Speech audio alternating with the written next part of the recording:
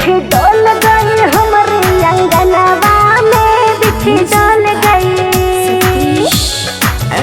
बिछी डोल गई, बिछी डोल गई, बिछी डोल गई हमारी अंगनवा में, बिछी डोल गई, बिछी डोल गई हमारी अंगनवा में, बिछी डोल गई, बिछी डोल गई हमारे अंगनवा में, बिछी डोल गई, बिछी डोल गई हमारे अंगनवा में, बिछी डोल गई, बिछी डोल गई हमारी अंगनवा में, बिछी डोल गई,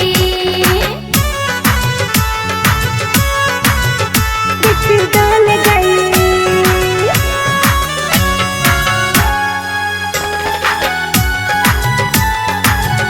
बिछी डोल गई हमारी अंगनवा में, बिछी डोल गई।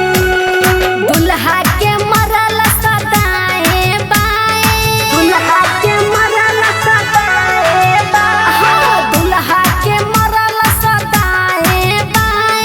अगुआ के मरल सदाए बाए, कि उनका दीदी के मारे बिचा ठहवा के बाह बाह, बिछी डोल गई हमारी अंगनवा में, बिछी डोल गई, बिछी डोल गई हमारी अंगनवा में, बिछी डोल गई, बिछी डोल गई,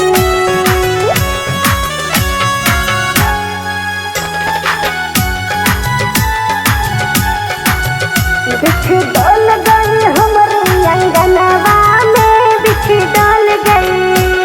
समधी के दीदी के जांघ जबरदस्त है, समधी के दीदी के जांघ जबरदस्त है, पारस के दीदी के जांघ जबरदस्त, ओई में घोड़ा बांधूंगी, ओई में हाथी बांधूंगी, कि उनका पोखरा के पानी घोड़ा पिएगा वाह वाह,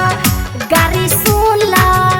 गारी सुन ला, समधी भरुआ तब जाई हो, गारी सुन ला,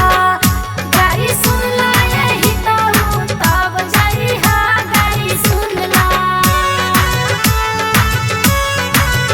बिछी डोल गई,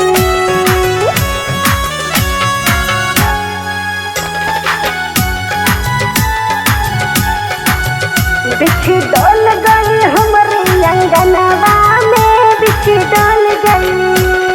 नरसिंह के दीदी के कमर जबरदस्त है, नरसिंह के दीदी के कमर जबरदस्त है, अमित के दीदी के कमर जबरदस्त, ओई में हाथी बांधूंगी, ओई में घोड़ा बांधूंगी, कि उनका खेतवा के घास घोड़ा खाएगा वाह वाह,